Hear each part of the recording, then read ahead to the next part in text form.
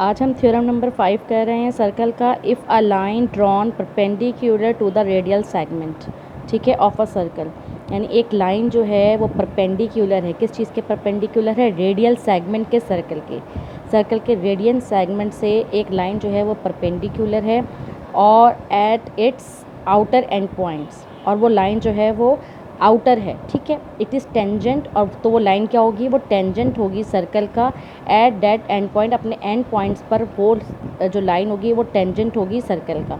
सबसे पहले तो टेंजेंट क्या होता है? टेंजेंट क्या होता है कि ऐसी लाइन होती है जो किसी सर्कल को जस्ट पास करती है, यानी कि उसे टच होके गुजर जाती है, और वो टचिंग पॉइंट जो होता है वो पॉइंट ऑफ टेंजेंसी कहलाता है। एक लाइन है जो सर्कल को टच करके गई है और उस लाइन से रेडियल सेगमेंट, यानी सर्कल से आपके सेंटर पॉइंट से लेकर सर्कल तक का जो डिस्टेंस, इसको हम रेडियस कहते हैं। तो वो तो रेडियस एक वैल्यू का नाम है, लेकिन उस लाइन को हम रेडियल सेगमेंट कहते हैं। ये रेडियल सेगमेंट उस लाइन से क्या होगा? परपेंडिकुलर होगा, यानी कि 90 का एंगल बना रहा होगा। तो ये ऑब्जेक्ट है आपका। अब इसको प्रूफ कैसे किया हुआ है? इसको प्रूफ देखें कैसे किया हुआ। ये दो ऑब्जेक्ट्स आपने खुद समझने हैं, बी और सी, जैसे मैंने आपको समझाए हैं। बहुत इजी वर्डिंग है। ए पार्ट में देखें, आपके पास गिवन है, आपके पास एक लाइन विद सेंटर ओ, और O P is it radial segment, यानी ओ पी की जो लेंथ है वो रेडियल सेगमेंट है।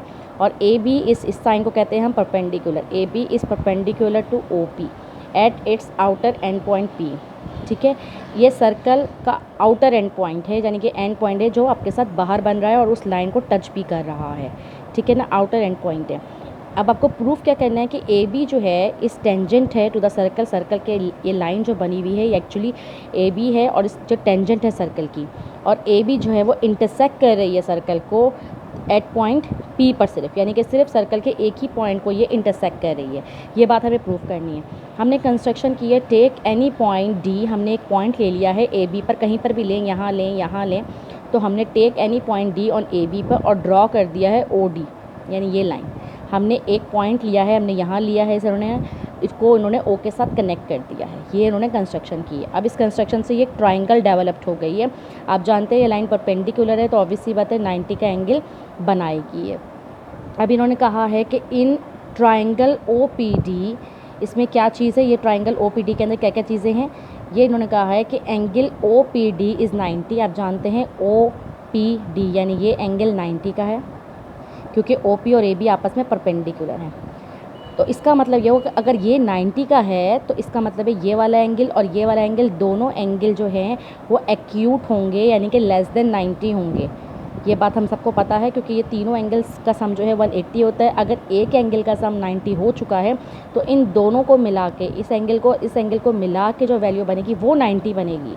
तो ऑब्वियसली बात है एक तो 90 नहीं हो सकता, इसीलिए ये दोनों एंगल जो हैं वो लेस देन 90 होंगे। यही बात की जा रही है कि angle O D P is less than, ये साइन आपके पास नहीं लगा हुआ तो लगा दीजिएगा, angle O D P is less than 90, क्योंकि angle has only one right angle, other angles are acute, ठीक है।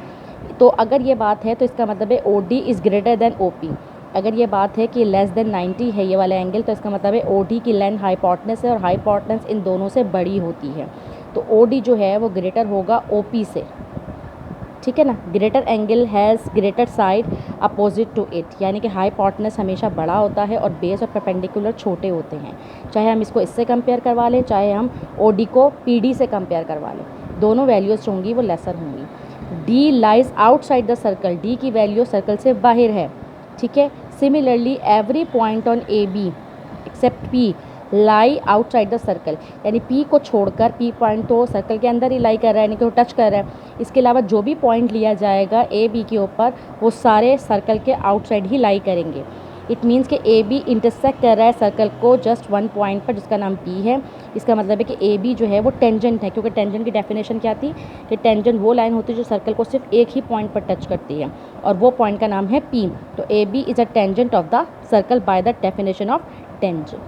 बहुत आसान था, कोई इशू नहीं है, बिल्कुल सेम टू सेम यही वाले स्टेप्स को आगे पीछे कर इस थ्योरम में बताया गया है। देखें वही O D is greater than O P since D is outside the circle. Similarly every point on A B except B lies on the exterior of the circle, यानी कि एक्सटीरियर यानी कि बाहर है सर्कल के। O P perpendicular to A B, यानी वो तमाम बातें हैं जो इस वाले पार्ट में थी वही हैं, सिर्फ आगे पीछे की हुई हैं क्योंकि ऑब्जेक्ट में इन्होंने चेंजिंग की हुई है। The tangent of a circle and the radial segment are perpendicular. अगर टेंजेंट ऑफ सर्कल और रेडियल सेगमेंट परपेंडिकुलर होंगे तो इसका एक दूसरे के साथ at the point of tangency पर, ठीक है ना। The line draw at the right angle of a tangent of a circle, एक लाइन जो है वो राइट एंगल बना रही है टेंजेंट ऑफ द सर्कल के, it's the end of tangency, point of tangency से जो पास थ्रू हो रहा है सेंटर ऑफ द सर्कल के। इसी तरह से ये भी कोई मुश्किल नहीं है कि O P B is a right angle triangle है, C P B is a right angle है, ठीक है। तो ये और O P B is equal to angle C P B, ये आप लोग खुद करेंगे, इंशाल्लाह आप लोगों को कोई इशू नहीं आएगा।